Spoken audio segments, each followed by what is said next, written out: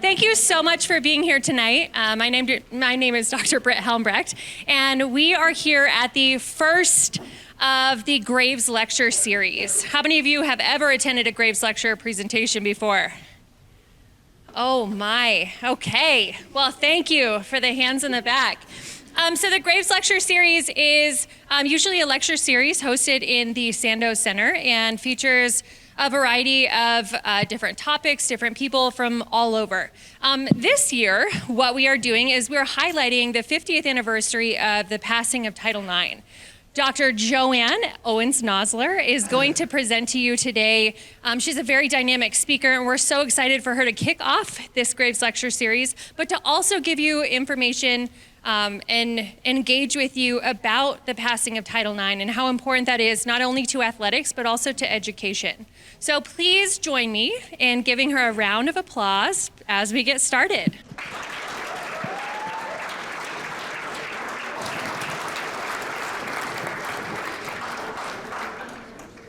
Good evening. Turn to your neighbor and tell them you're really glad they're here, and if you don't mean it, fake it till you make it. Give your neighbor a knuckle bump and say you're really glad. I'm really glad you're here.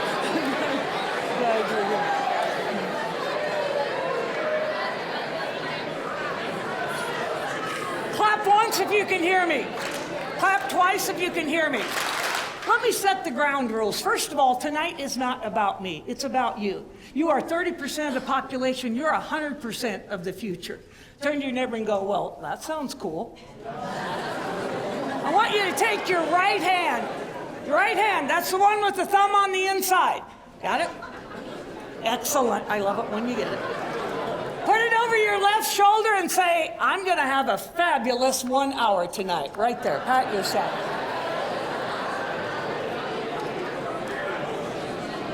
Clap once if you can hear me. So we're going to do some things because this is not going to be death by PowerPoint, and it's not going to be wah-wah, wah-wah, wah-wah. I'm going to share with you some of the history because you may be smarter than I am, but you can't have more wisdom. You just can't have more wisdom. Because I've been to 2 pumpkin rollings and a county fair. And besides that, I am 76 years old. So I have been on the continent 5 more decades than most of you here. So you can't have more wisdom. Oh yeah, you can hoot and tweet and TikTok and chat and snap and all that kind of stuff, but you can't have more wisdom. So I'm here to share with you wisdom for a couple of reasons, so that you don't ever forget inequities. This is about forget problem, but always think opportunity. Okay? Turn to your neighbor and say, well, let's just get this party started. Give them a knuckle bump. I graduated in 1970. And it's interesting that in this short time frame of 50 years, it's different. You have no idea how it warms my heart to look out here and see all of you, both men and women. This does not need to be a battle of the genders. It's about what is the right thing to do. So I want you to remember that. We're going to talk tonight about how did we even not have it 100 years ago. My perception is that it's about communication. That maybe we weren't good enough communicators and we didn't have good enough stories to get people to understand why we needed what we needed. So I'm going to share with you some history. This is like turn to your neighbor and go, oh, this is death by PowerPoint. Say that to your neighbor. Because it's the easiest way for me to put into perspective something about across the years. So this is my stuff. Look at all of those initials. Do you think that doesn't make my mama proud? My mom passed 5 years ago. And those are educational things because I got kicked out of kindergarten twice. So to put all that behind my name, and the Dr. Joe thing came out because I volunteered at one of the largest elementary schools in Lincoln, Nebraska. And a little came up to me, and you'll learn this, those of you that are in teaching and coaching or whatever, you'll learn this. They come up and they grab your leg. And he looked at me and he was trying to figure out Mrs. Owens-Nauslar, Dr. Owens-Nauslar, whatever. And he looked at me and he said, Can't me just call you Dr. Joe? So I thought, it's working for Dr. Phil, Dr. Ruth, and Dr. Laura. Why don't we just ride that horse? So that's kind of how we got there. But my company is called Fitness is Living because I believe that. I believe that part of our energy crisis, when we advocate for things, it's just that we're not healthy and fit enough to stick with it. My mama had a saying, don't go away until you get your way if it's the correct and right thing to do, and if it benefits more than just you. So think about that. So my company is called Fitness is Living, and my ranch is called Big Enough Ranch, because at the time that we decided to be in the cattle and horse and EIEIO industry, both of us were working.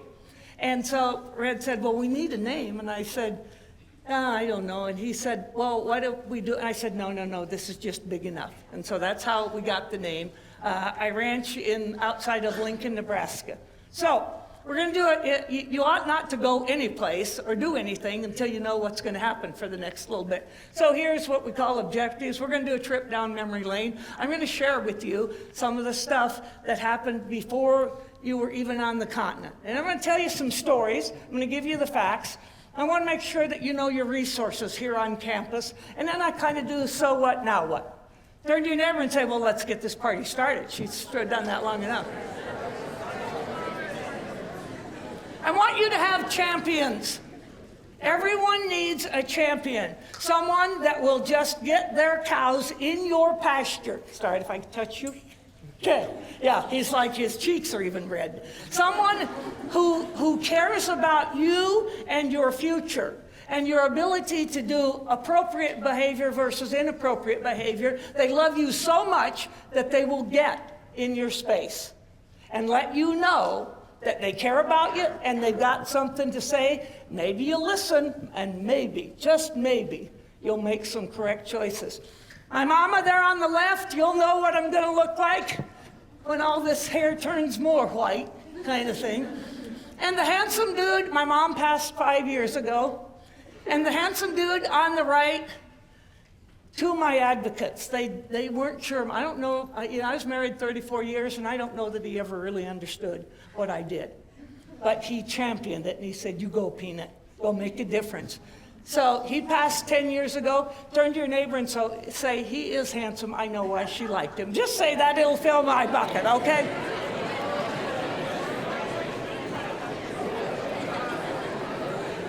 That's my big red. So, if you're in the same session that I'm in, you need to understand that when I went to school, we didn't have girls' athletics or whatever. It was called GAA, Girls Athletic Association, GAL. We had to have a girls' athletic league or whatever. And we just did what you might call intramurals now. And you had to have at least 500 hours before you got a pin. And you naturally, if you were a female, you got a letter for being pep squad or cheerleading. But you had to buy your letter if you were interested in volleyball, basketball, or track and field. We also had swimming, but I'm not a fish. So, and then I get to Chadron, and I'm thinking, how cool is this? Now, first of all, you have no idea how excited I am that you chose Chadron and Chadron chose you. I want you to turn to your neighbor, and in your best outdoor voice, I'm going to count backwards, 3, 2, 1. When I get to 1, you're going to give me a Tiger Woods fist pump, and you're going to holler, "Soar Eagles!" Check for understanding. 3, 2, 1. Soar Eagles! Now, how cool is that?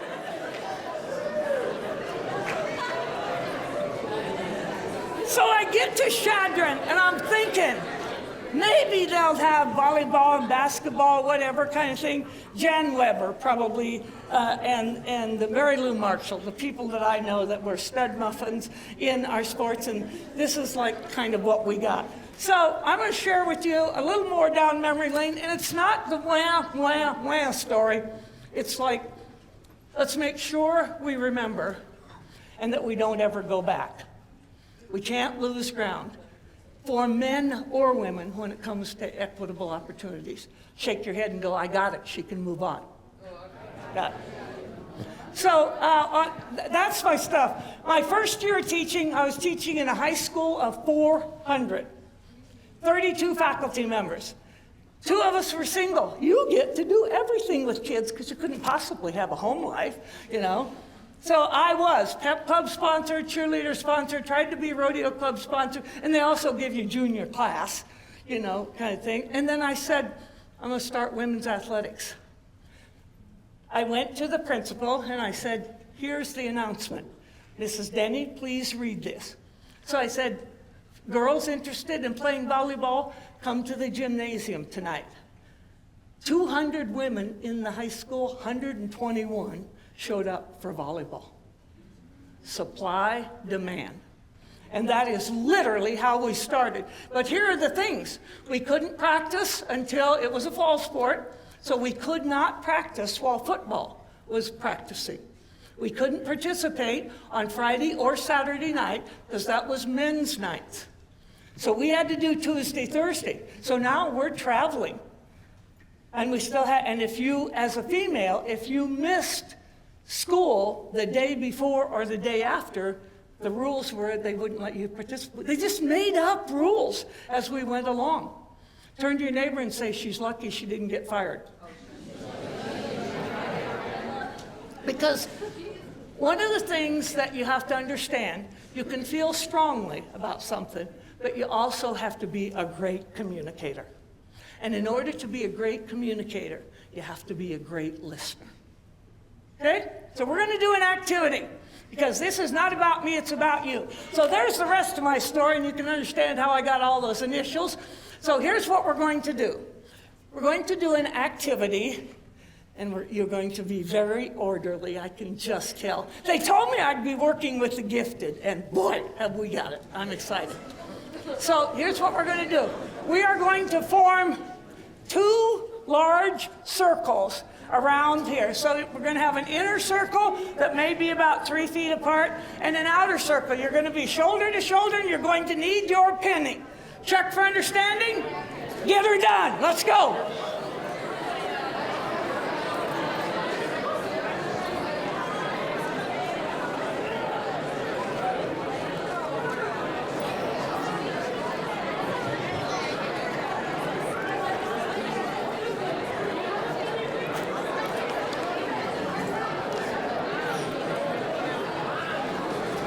You'll need your penny and you'll need both hands free. Make your 2 circles. A circle in here now. No, you guys stay back there, but you're gonna end up with, there's not enough space for us to get everyone. Shoulder to shoulder. Hustle, 10, 9, 8, 7, 6, 5, 4, 3, 2, 1. Clap once if you can hear me. Clap twice if you can hear me. Make sure that there is someone on your right and on your left.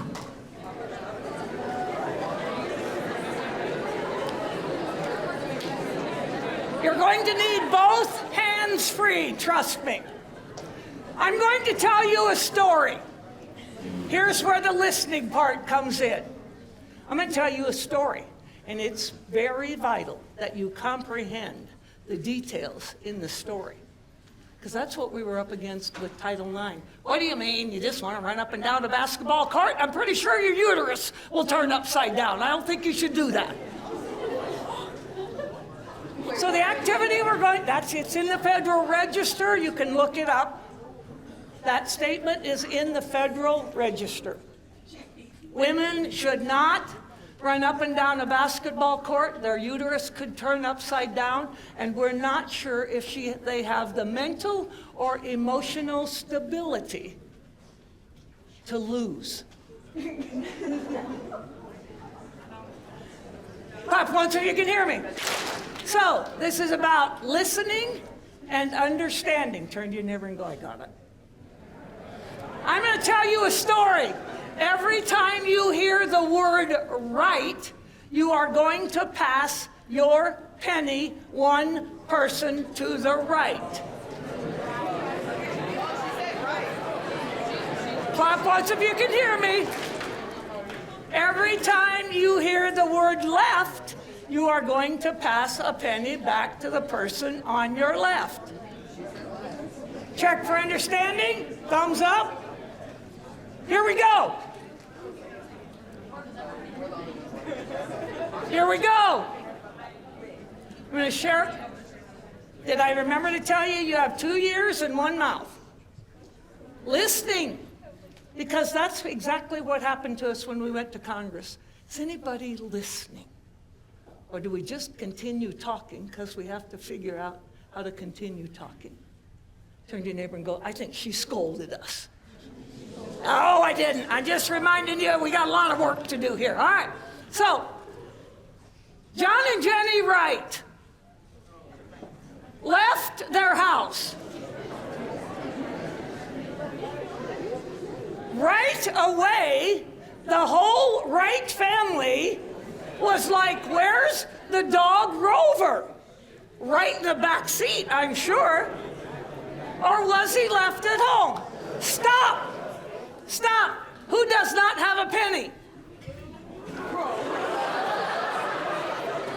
Who's the new banker that's got like 12?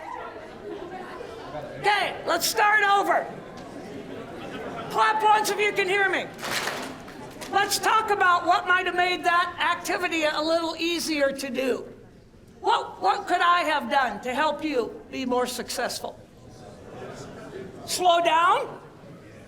What else? Explain what? Oh my God, and exactly. Some people didn't get what everyone else has gotten.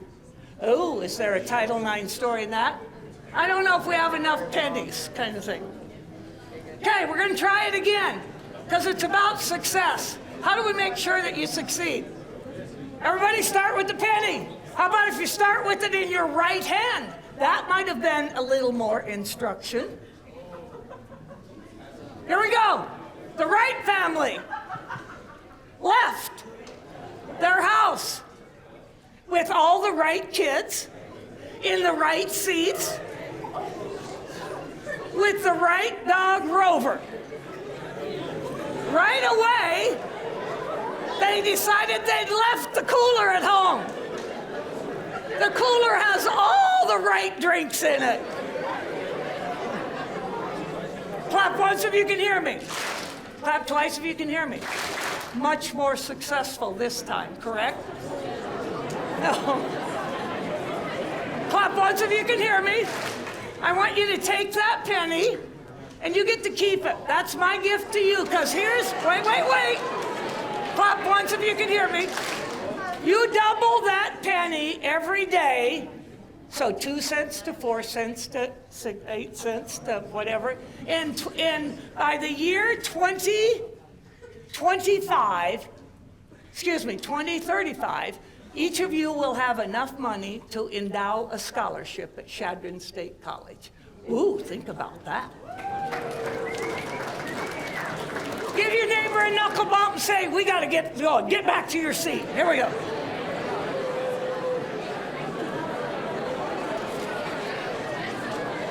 Clap once if you can hear me. Clap twice if you can hear me. So the inequitable things that happen, I get to the University of Nebraska. I'm a graduate teaching assistant. I think I want to be the athletic director, not just the women's athletic director. I want to be an athletic director of everything. Well, there were no women in the United States at that level. The University of Washington, I believe, was one of the first Division I's to hire a female as their overall athletic director. And so it's like, well, how do I find out? Because I don't know what I don't know about this. And so I looked for graduate programs, and there weren't any that really came close. So I applied at The Ohio State, Colorado State, and University of Nebraska, and I got accepted, and it was like, what do I do? Because that was 1975, and we were in a kerfuffle in this country about what do we do with this. Men's programs were like, those dadgum girls, I think they're taking money away from us. And the girls were like, oh, get a grip. So we were pitting our college campuses, our families even, against one another because we just could not figure out how is it we do the right thing. And it really came down to back to money isn't everything. It ranks right up there with oxygen. Had to do with facilities, had to do with coaches. Do we have enough coaches? And do we need people to understand women different than men? Do you have to have a whole other degree to coach women? I mean, just some of the fallacies that went with we couldn't figure out what it is we needed. There's a great documentary on SportsCenter about Vince Dooley, University of Georgia. Some of you will know that name. And Vince Dooley just said, okay, I think Title IX means that if men have something, women have to have something. So he just started at the University of Georgia. He just said, okay, we got baseball, we'll have softball. We had football, we'll have soccer. So that's how he interpreted. And Title IX has always been about your population of students. Turn to your neighbor and go, I've known that. So if she only takes 10 more minutes, we're out of here and we can, yeah. And so that's the whole thing about, I want you to understand that I still try to, I don't know that you'd call it running anymore. It might be jogging. But anyway, I still try to do 3 to 3.5 miles a day. It's just what I do. So I need you to know, because I'm going to talk a little bit about health and fitness, I have affiliations with the beverage industry. Remember that handsome guy you saw back there? He was 45 years in the soft drink industry. I married a man with 9 children. Turn to your neighbor and say, she's nuts, why are we listening to her?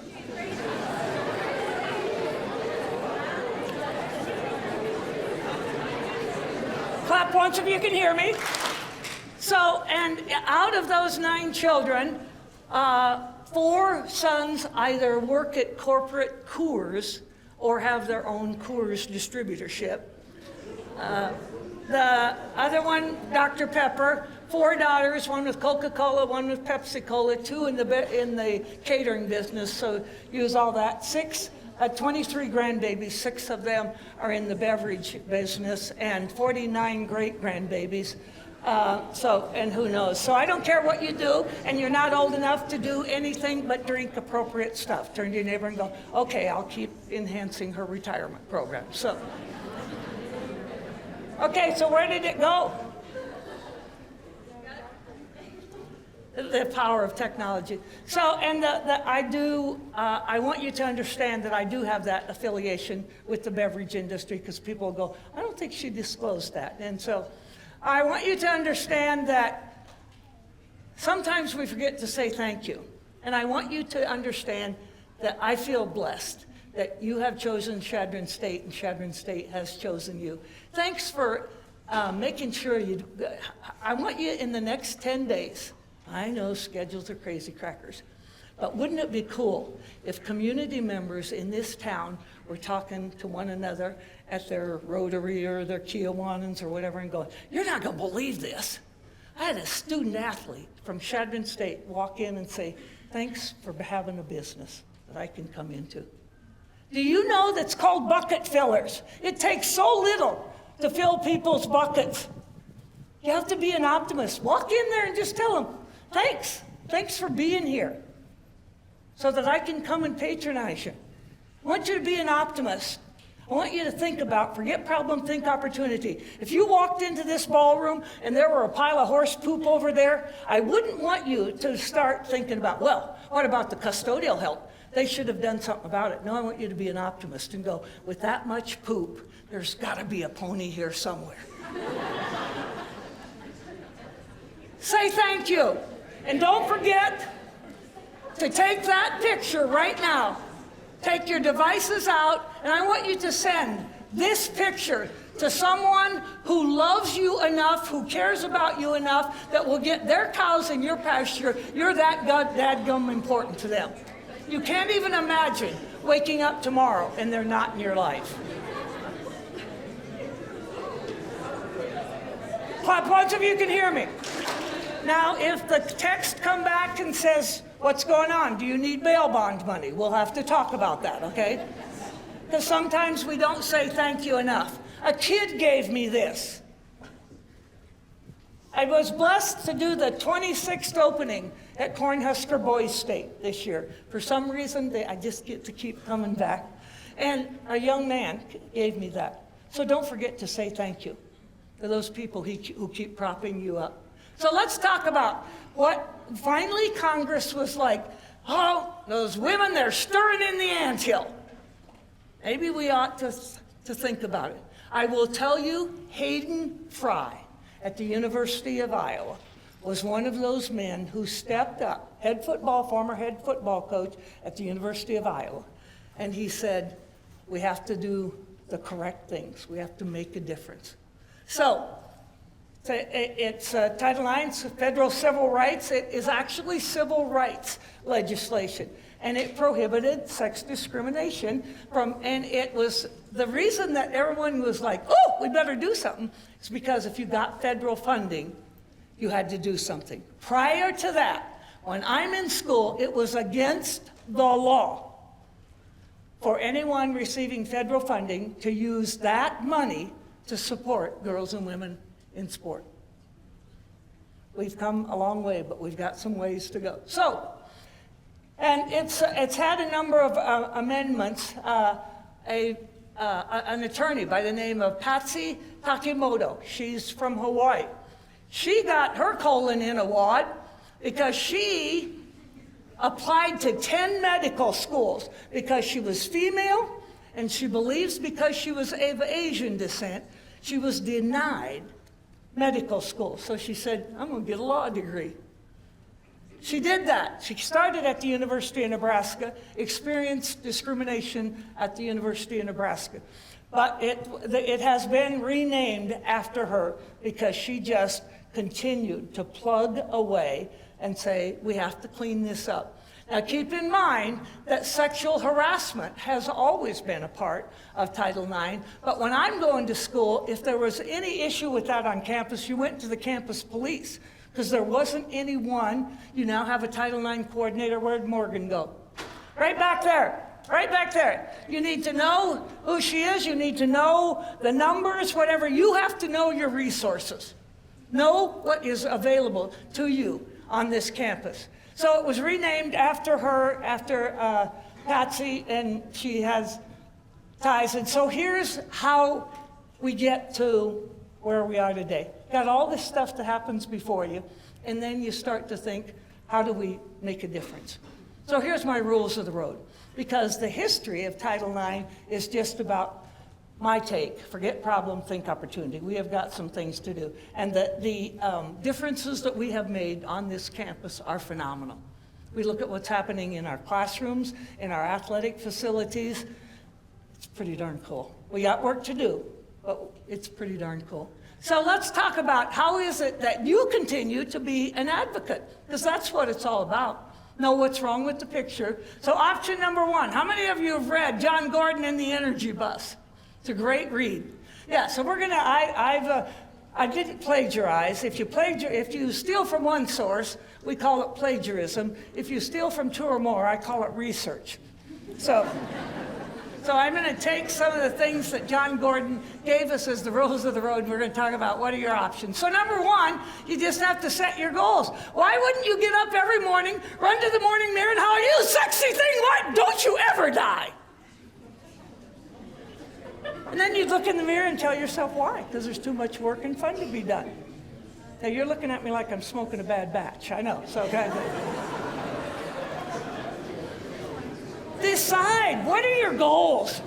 Do you know that if you have goals and you have a minimum of 2 people who care about you, who care about whether or not you screw up or make it, if you write those goals down, have 2 people witness them, you are 4 times more likely to accomplish those goals.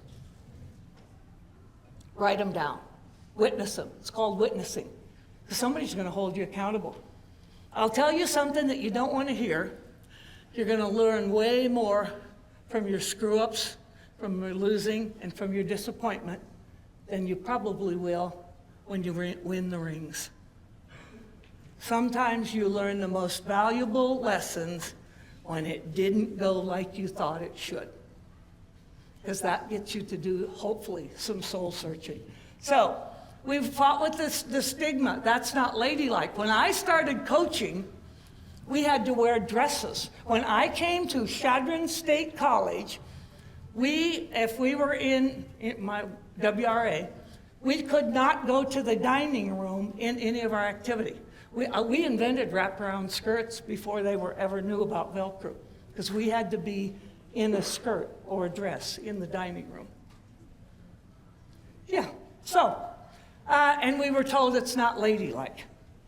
Some other things, option number 2, it's about desire, focus, and vision. We got to start thinking collectively. But the other thing is, if I don't think like you think, it is my job to understand, to listen. Why is it that you think like you think? We may never agree on that, but it's my job to make sure that I understand, because I shouldn't ever lose you as a friend or a teammate or a colleague or a community member or a family member because we disagree. It's my job to listen. But we see things differently. I'm going to prove that. In a minute, I'm going to show you a picture. And I want you to be respectful, personal space, general space. But the minute, if you see the frog first, boom, get to that side of the room. If you see the horse first, boom, to this side of the room. Check for understanding. Frogs over here, horses over here. What do you see? Go.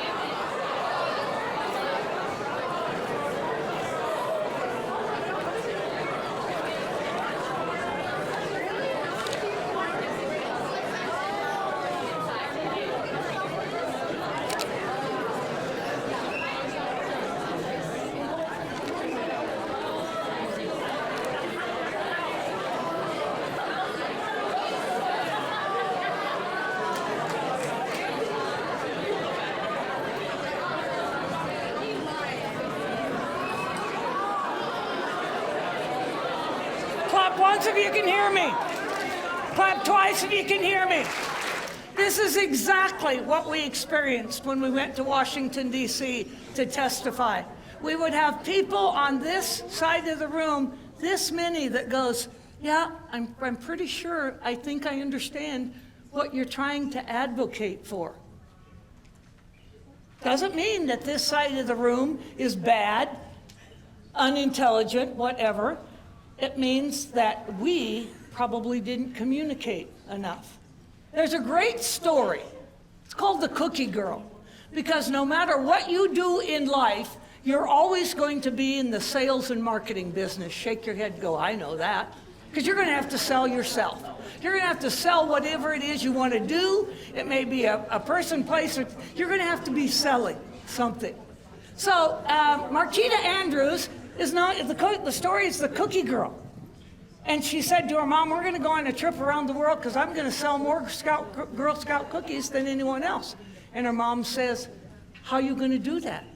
She said, I'm not going to ask them if they would like to buy Girl Scout cookies. She said, I'm going to say to them, how many boxes would you like to buy? 10. See, because if I ask you, would you like to buy Girl Scout cookies, you can give me a no. Ah! But if I say, how many would you like, you got to give me a number. It's called The Cookie Girl. And it's a powerful message for you as you start to think about the skill set that you're going to get here, the foundation that you're going to lay for the rest of your life. 3 important things. Listen up. If you don't take another thing from what I say here tonight, I want you to take these and think about it. They poke a microphone under her nose. It's a video called The Cookie Girl. They poke a microphone under her nose and say, to what do you attribute your success? She said, oh, mister, it's real easy.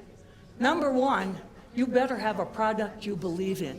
You want people to come and watch you at wrestling, you got to sell it.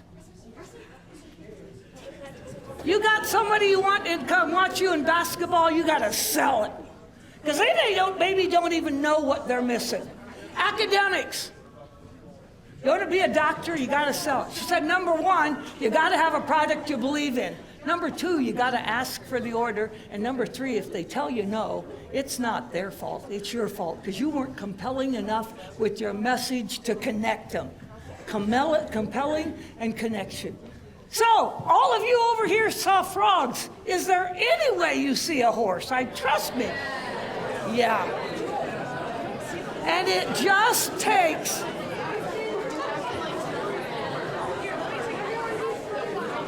Clap once if you can hear me. Clap twice if you can hear me. How many of you were coached by someone on this side to turn your head sideways and understand that the frog's legs are the horse's ears?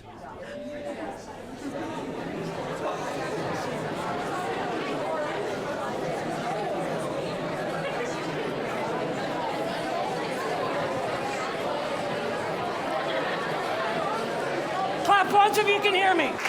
Clap twice if you can hear me. Yeah, so you see the frog kind of thing.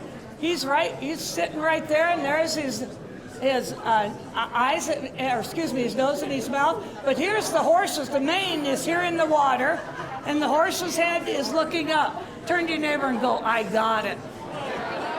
Give your neighbor a knuckle bump and say, she better wind down. We have to be out of here in a minute. Come on back to your seats. Clap once if you can hear me. Clap twice if you can hear me.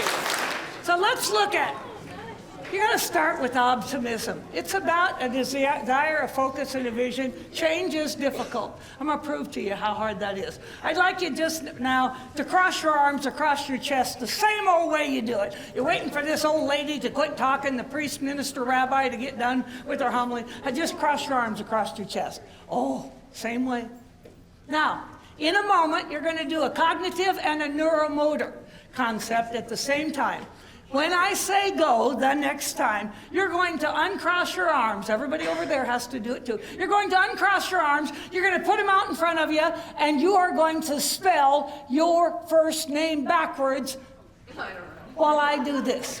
Got it? You're going to shake your arms and spell your first name backwards. And then when you get to that last letter, you are going to cross your arms across your chest the opposite way they are now.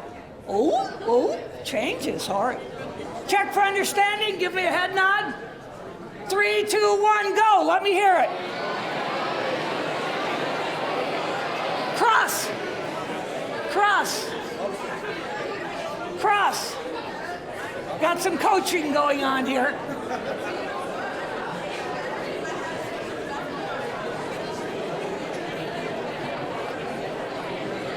Is it different? How do you know? He can tell. Is it different? How do you know? Right over left. He calculated. Is it different? I don't know. How about you? Is it different? Pardon me for pointing. You think so? What about you? Is it different? How do you know? It feels weird. It's different. It's difficult. Change is weird. It is difficult. We're not always certain. Sometimes there's a great book called Sacred Cows Make the Best Burgers.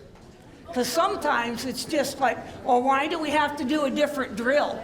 Why do we have to do it that way? We used to do it that way. I've been doing this since I was in junior high. So change is difficult. So I don't know if you want to call it an adjustment, but fuel your day. Decide where you're going to put your energy and your enthusiasm. No stinking thinking. Now that does not mean if you're having what I call the blues day. You know where your human resources are. Don't you ever get so down and out that you do something to yourself. You have resources here. I understand homesickness. I understand when, nobody likes me, everybody hates me, think I'll go eat worms. I understand that kind of stuff. But you need to understand there are resources here for you. Shake your head and go, I got it. You can move on. Excellent. So, fuel your day and decide where you're going to put your energy. Assured vision, find advocates. Don Clifton called it the dipper in the bucket.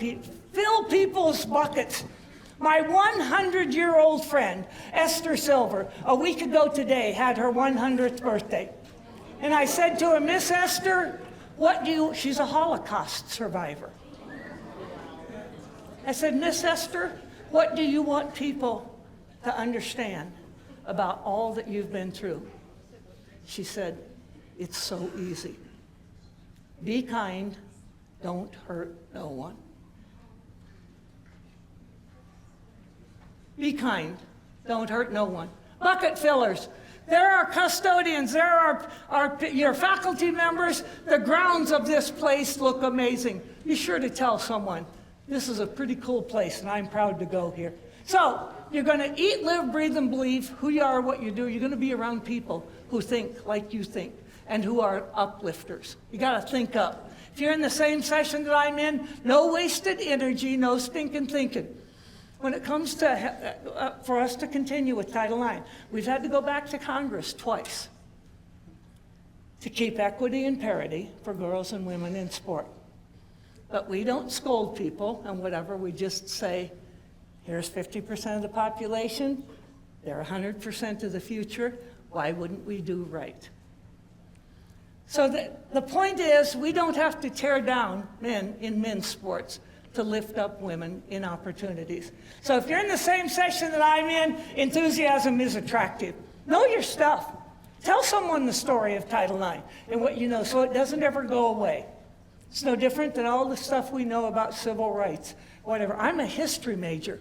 I did not even learn about Tulsa.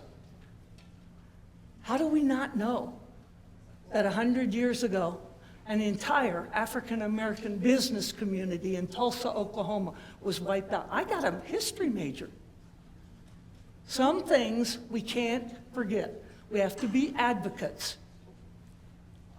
We have to do the right things. So Dr. Barbara Drinkwater has probably written the most stuff that is recorded in Congress.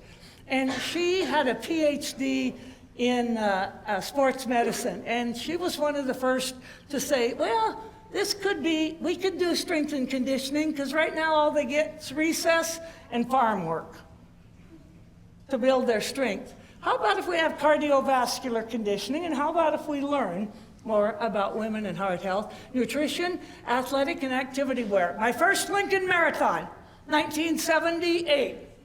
There was absolutely no one making long distance running shoes for women. I wear a size 11. I ran in a men's Nike, I call them the tit shoes, the ones that the little waffle shoes that you used in track for sprinting. I used a pair of men's 7.5 to run 26 miles, 385 yards in a time of 3 hours, 23 minutes, and 32 seconds. We had a jog bra. No one knew cotton is rotten. If we wore a sleevelet, it came clear down here, and then your bra showed, and then that wasn't ladylike. And my men's shorts were absconded from the men's track team at the University of Nebraska. I'm hoping the statute of limitations has run out. So we didn't even know anything about what women's athletic wear for competition should be made of, what it should look like, the whole list. So we've come a long way. It's about communication. I find some interesting things in the world of communication.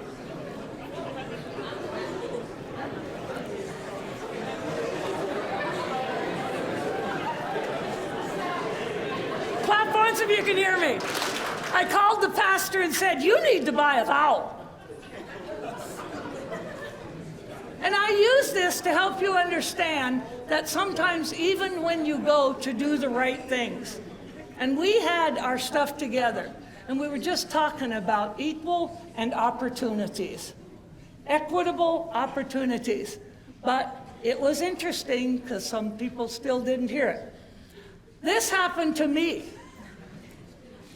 I came back from Wyoming, and I drive up because my niece was a school bus driver. And she said, oh, Nanny, they'll just swab you in the nose. I drive up and I see that COVID testing in the rear. I absolutely could not process anything but body parts. I just called her up and I squealed at her. Melissa, you said it was a nasal swab. I said, what are you talking about? I showed her that sign. She said, Nanny, drive to the back of the building. They are not talking about your body parts. I absolutely could not process that was different. So in the world of communication, sometimes it's apples and giraffes. Make sure you're paying attention. Your words and your reactions are powerful. Your visibility matters. There's your influence. My mom was pregnant at 16 with me. My mom got kicked out of high school in Stapleton, Nebraska, and was not allowed to graduate from high school because she was pregnant. My biological father, the sperm donor, got to graduate from high school. 1948. See, there's some things that just aren't right. I want you to understand that men have been a major part of helping with equity and parity. At my school, those are my principal, whatever, I get to Chadron, Dr. Pat Colgate was my major advisor. He understood opportunities for women. Amy Turnell was here at Chadron State. Wanda Rainbow. And now at Chadron, Mabel Lee, 100 years old and whatever kind of thing. And then Dr. Ann Campbell, who was the first and still the only female commissioner of education in the state of Nebraska. Been one. So we talk about, better go with purpose and passion and mission. Enjoy the ride every day. Laugh and have fun. There's your rinse, rewind, review. I'm leaving my PowerPoint with them in case you need anything. So I want you to take charge and decide how it is you're going to spend your energy. And my philosophy is people who want milk shouldn't seat themselves on a stool in the middle of the pasture and hope that the cow backs up to them. Some of these things you just have to be a driving force and do it.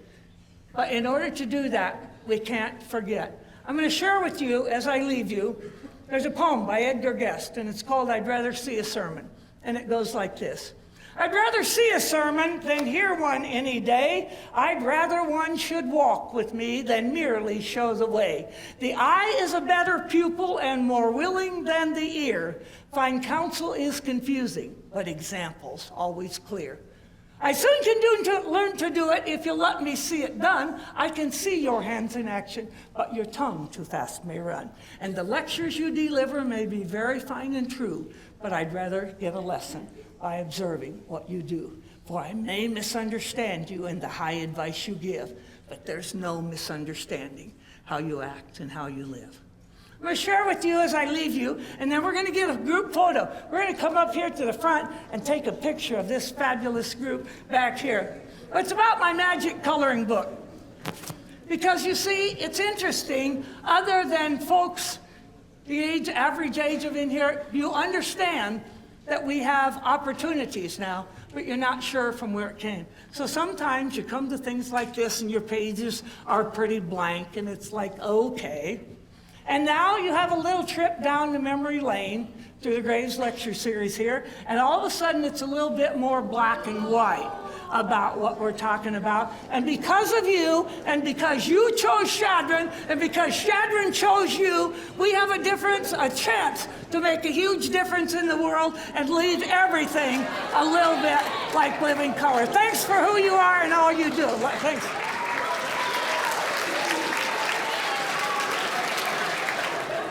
We're going to do one more activity, and this involves you.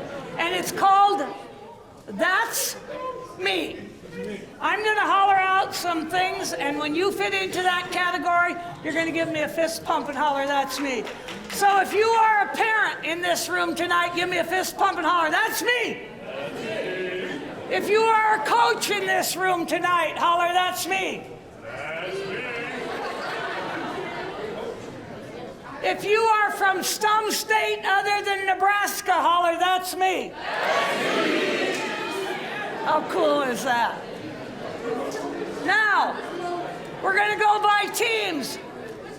If you are volleyball, holler, that's us. That's us. If you are women's basketball, holler, that's us. That's us. If you are football, let's holler, that's us. That's us. If you are soccer, oh, wait.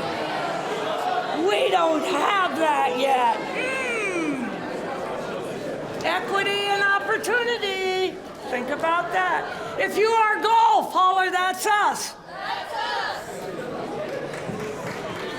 If you are women's wrestling, holler, that's us. If you are men's basketball, holler, that's us. If you are a faculty member here at Chadron State, holler, that's me.